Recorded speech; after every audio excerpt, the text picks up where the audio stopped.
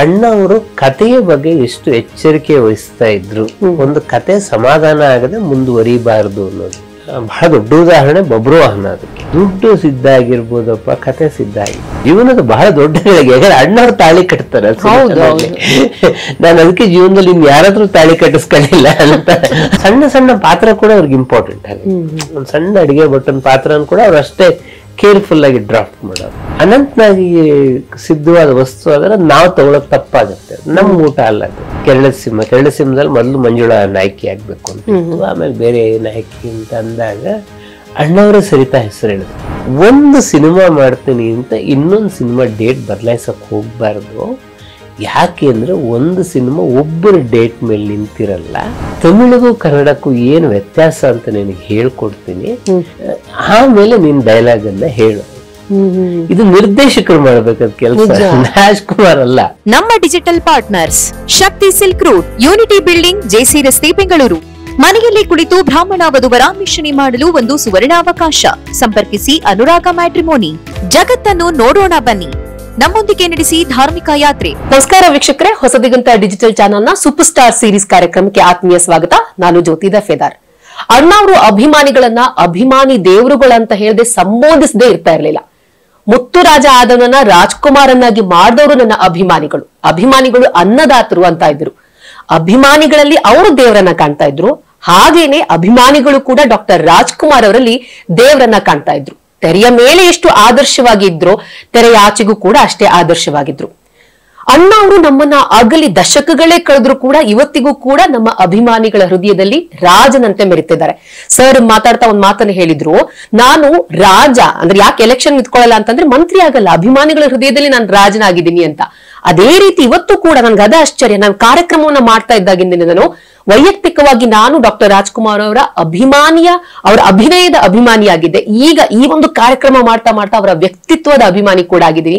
ಇನ್ನು ಕಮೆಂಟ್ಸ್ ಗಳನ್ನ ನೋಡ್ತಾ ಇದ್ರೆ ನಾನು ಖಂಡಿತವಾಗ್ಲೂ ಕೂಡ ಎಲ್ಲಾ ವೀಕ್ಷಕರಿಗೂ, ಹೊಸದಿಗಂತ ಡಿಜಿಟಲ್ ಚಾನೆಲ್ ಎಲ್ಲಾ ವೀಕ್ಷಕರಿಗೂ ನಾನು ಹೃತ್ಪೂರ್ವಕವಾದ ಧನ್ಯವಾದಗಳನ್ನ ಸಲ್ಲಿಸ್ತೀನಿ ನಮ್ಮ ಒಂದು ವಾಹಿನಿ ಕಡೆಯಿಂದ. ಯಾಕಂತಂದ್ರೆ ನೀವು ತೋರಿಸ್ತಾ ಇರೋ ಪ್ರೀತಿ ಅಂತದ್ದು, ಕಾರ್ಯಕ್ರಮನ ನಿಲ್ಲಿಸಬೇಡಿ, ನಿರಂತರವಾಗಿ ಮಾಡ್ತಾ ಇರಿ.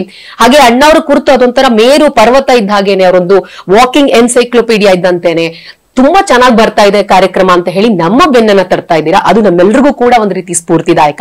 ಸೊ ಇವತ್ತು ಅಣ್ಣವರ ಬಗ್ಗೆ ಅಭಿಮಾನಿಗಳು ಕೆಲವೊಂದಿಷ್ಟು ಪ್ರಶ್ನೆಯನ್ನ ಕೇಳಿದ್ದಾರೆ.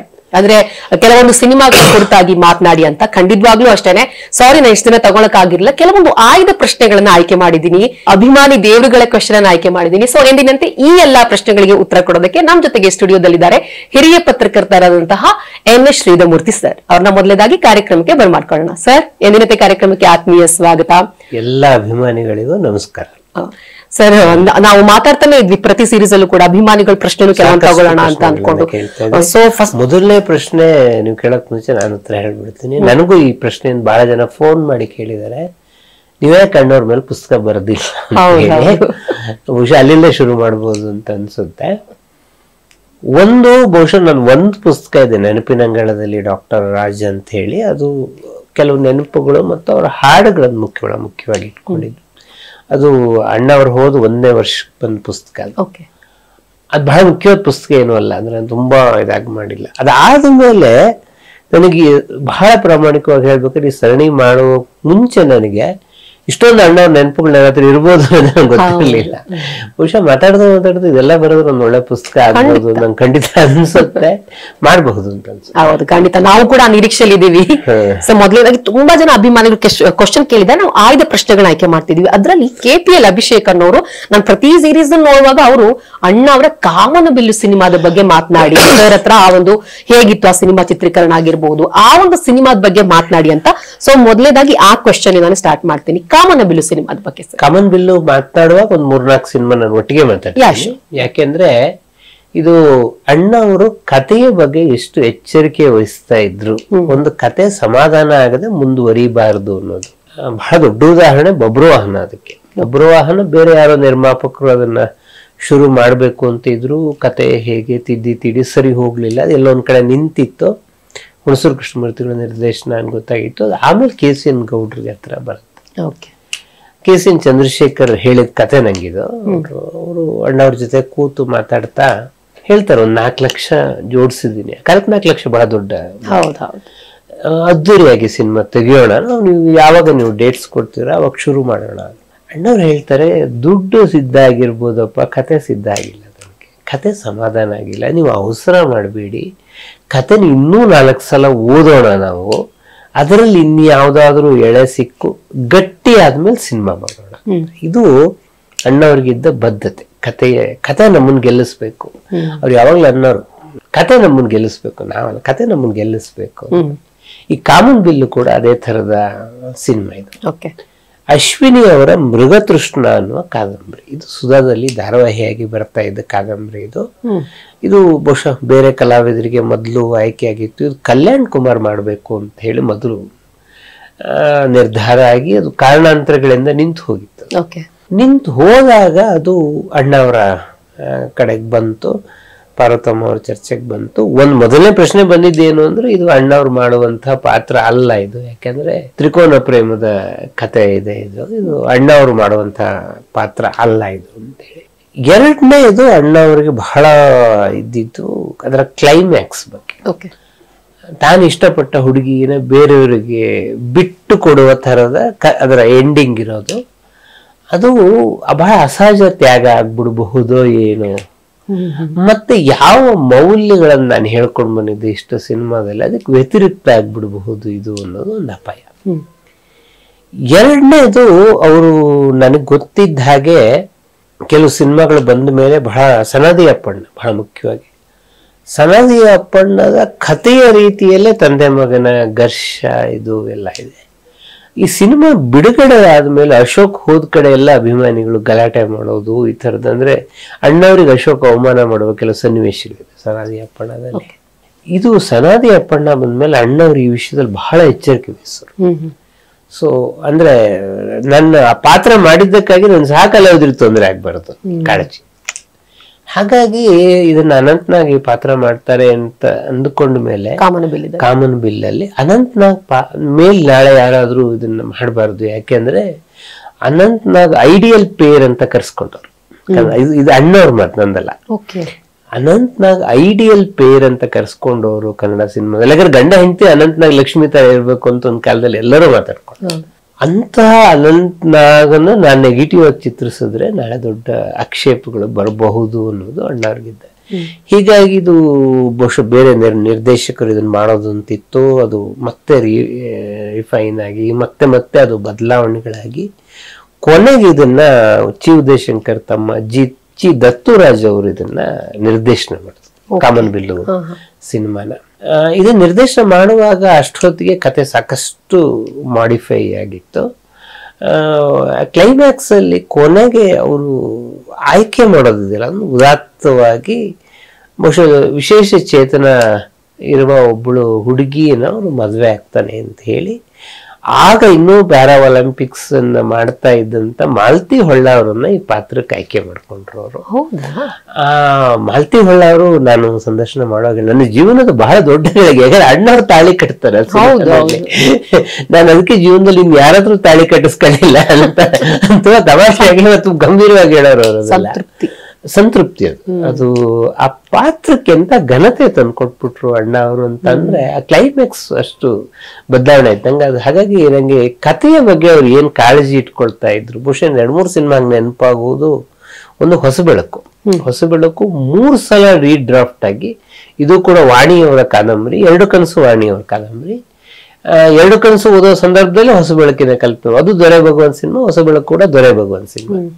ಹೊಸ ಬೆಳಕು ಕಾದಂಬರಿ ಮತ್ತು ಸಿನಿಮಾ ನಿಮಗೆ ನೋಡಿದ್ರೆ ಗೊತ್ತಾಗುತ್ತೆ, ಅದರ ಸೆಕೆಂಡ್ ಹಾಫ್ ಪೂರ್ತಿ ಬದಲಾಗಿದೆ, ಪೂರ್ತಿ ವಿಭಿನ್ನವಾಗಿ ಚಿತ್ರಿಸಿದ್ದಾರೆ. ಅಂದ್ರೆ ಅದು 3-4 ಡ್ರಾಫ್ಟ್ ಆದಂತ ಕತೆ, ಮತ್ತೆ ಡ್ರಾಫ್ಟ್ ಆಗಿ ಕೊನೆಗೆ ಅಣ್ಣ ಅವರು ಅದೊಂದು ಬಹಳ ಆಂಗಲ್ ಅಲ್ಲಿ ಯೋಚನೆ ಮಾಡಿದ್ರು. ನಂಗೆ ಅದು ಬಹುಶಃ ಇವತ್ತಿನ ಕಲಾವಿದರು ಯೋಚನೆ ಮಾಡ್ಬೇಕು, ತನ್ನ ಸ್ಟಾರ್ಡಮ್ ಏನು ಉಳಿಯುತ್ತೆ ಕತೆ ಮಾಡುವಾಗ. ಈಗ ನೀವು ಯಾವ ಸ್ಟಾರ್ಗಳ ಹೆಸರು ಹೇಳಿ ಅವ್ರಿಗೆ ಕತೆ ಮಾಡ್ತೀರಿ ಅಂತ ಅಂದ್ರೆ ಅವ್ರಿಗೆ ಶಿಲ್ಲೆ ಕೇಕೆ ಹೆಂಗ್ ಬರುತ್ತೆ, ಅವರು ಅದು ಹಂಗೆ ಯೋಚನೆ ಮಾಡ್ತಾರೆ. ಅಣ್ಣವ್ರು ಹಾಗೆ ಯೋಚನೆ ಮಾಡ್ತಿರ್ಲಿಲ್ಲ, ಈ ಪಾತ್ರದ ಮೂಲಕ ನಾನು ಯಾವ ಸಂದೇಶ ಕೊಡ್ತೀನಿ. ಸಣ್ಣ ಸಣ್ಣ ಪಾತ್ರ ಕೂಡ ಅವ್ರಿಗೆ ಇಂಪಾರ್ಟೆಂಟ್. ಹಾಗೆ ಒಂದ್ ಸಣ್ಣ ಅಡಿಗೆ ಬಟನ್ ಪಾತ್ರನ ಕೂಡ ಅವ್ರು ಅಷ್ಟೇ ಕೇರ್ಫುಲ್ ಆಗಿ ಡ್ರಾಫ್ಟ್ ಮಾಡೋರು.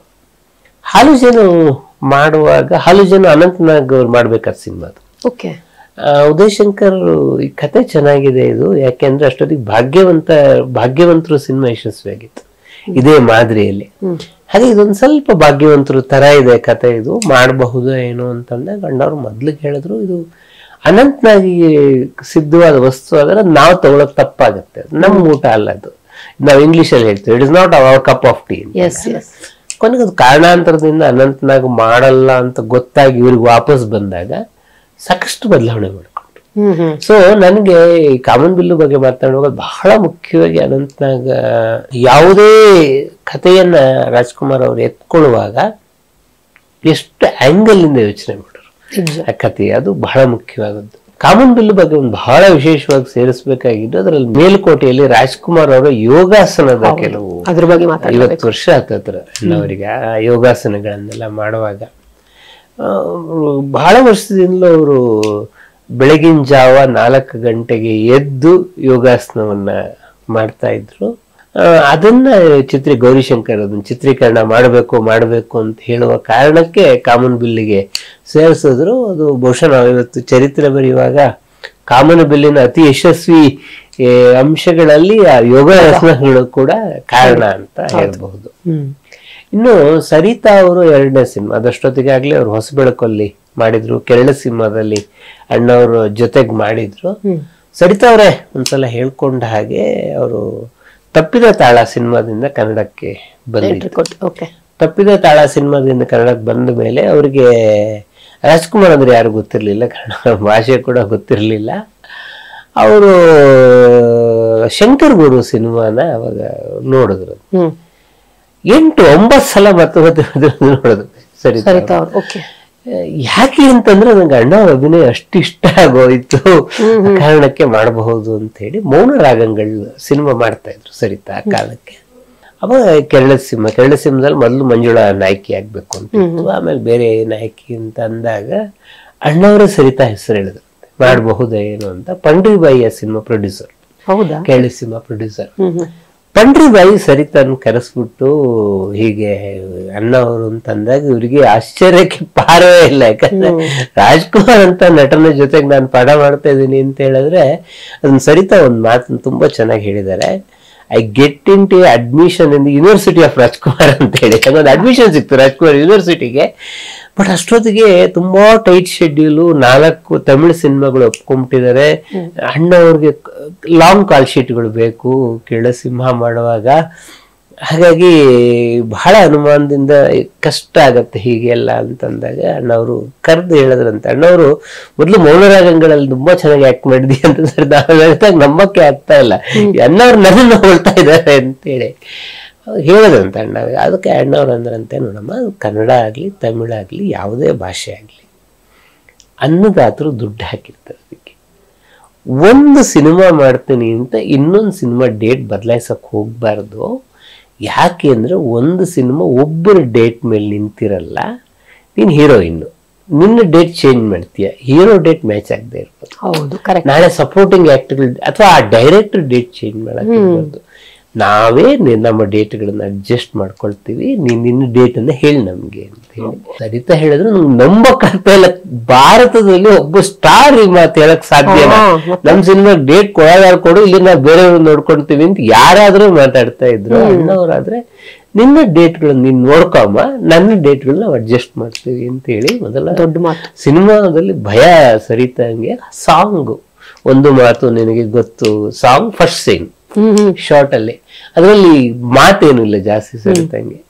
ಹಾಗಾಗಿ ನಾನು ಗೆದ್ದೆ, ನಾನು ಮೊದಲೇ ಡೈಲಾಗ್ ಹೇಳೋದಲ್ಲದೆ ಕಷ್ಟ ಆಗ್ತಿತ್ತು ಅಂತೇಳಿ ಭಯ ಬಿಡಿದ್ರು. ಆಮೇಲೆ ಅದರ ಕಂಟಿನ್ಯೂಟಿ ಸೀನ್, ಮನೆಯ ಒಂದು ಸೀನು, ಇವರು ಡೈಲಾಗ್ ಹೇಳದ್ಮೇಲೆ ಅಣ್ಣವರು ಓಕೆ ಅಮ್ಮ ಚೆನ್ನಾಗಿ ಹೇಳಿದ್ಯಾ ನೀನ್ ಡೈಲಾಗ್, ಇದು ಅಣ್ಣವರ ಸ್ಟೈಲ್, ಇದು ನಾನು ಗಮನಿಸಿದ್ದೀನಿ, ಯಾರಿಗೂ ನೀವು ನಿರಾಶೆ ಮಾಡಲ್ಲ, ಚೆನ್ನಾಗಿ ಹೇಳಿಲ್ಲ. ಆದ್ರೆ ಕನ್ನಡದಲ್ಲಿ ಕೆಲವು ಪದಗಳನ್ನು ಉಚ್ಚಾರಣೆ ಮಾಡುವಾಗ ಉಸಿರು ತಗೊಳ್ಬೇಕಾಗತ್ತೆ, ನೀನ್ ತಮಿಳು ಸ್ಟೈಲಲ್ಲಿ ಹೇಳ್ತಾ ಇದೀಯಾ, ಡಬ್ ಮಾಡದೆ ನಾನೇ ಹೇಳ್ಬೇಕು ಅನ್ನೋ ನಿನ್ನ ಧೈರ್ಯವನ್ನು ಮೆಚ್ಚುತ್ತೀನಿ ನಾನು. ನನ್ಗದಿಷ್ಟ. ಕಲಾವಿದರು ಕನ್ನಡ ಜೊತೆ ಮಾಡಿದ್ರೆ ಕೆಲವು ಕಲಾವಿದರು ವಾಯ್ಸ್ ಕೊಟ್ಟಿಲ್ಲ, ಅಂಬಿಕಾ ಇರ್ಬೋದು, ಕೊಟ್ಟಿಲ್ಲ ಅವ್ರು, ಬೇರೆ ಯಾರು ವಾಯ್ಸ್ ಕೊಟ್ಟಿಲ್ಲ. ಸರಿತಾ ಒಬ್ರೆ ಡಬ್ ಮಾಡಿದವ್ರು, ಡಬ್ ಮಾಡದೆ ಅವ್ರದೇ ವಾಯ್ಸ್ ಕೊಟ್ಟರು. ಮೊದಲನೇ ಸಿನಿಮಾದಲ್ಲಿ ಅವ್ರಿಗೆ ಪ್ರಯತ್ನ ಮಾಡಿದ್ರು. ಅಣ್ಣವರು 2 ದಿನ ಶೂಟಿಂಗ್ ನಾನು ಮುಂದಕ್ಕೆ ಹಾಕ್ತೀನಿ, ಅಣ್ಣವ್ರಿಗೆ ತಮಿಳು ಚೆನ್ನಾಗಿ ಬರ್ತಾ ಇತ್ತು, ಮದ್ರಾಸಲ್ಲಿ. ತಮಿಳಿಗೂ ಕನ್ನಡಕ್ಕೂ ನೋಡಿ ಯಾವ ಕಲಾವಿದರು ಇದನ್ನ ಮಾಡ್ತಾರೆ.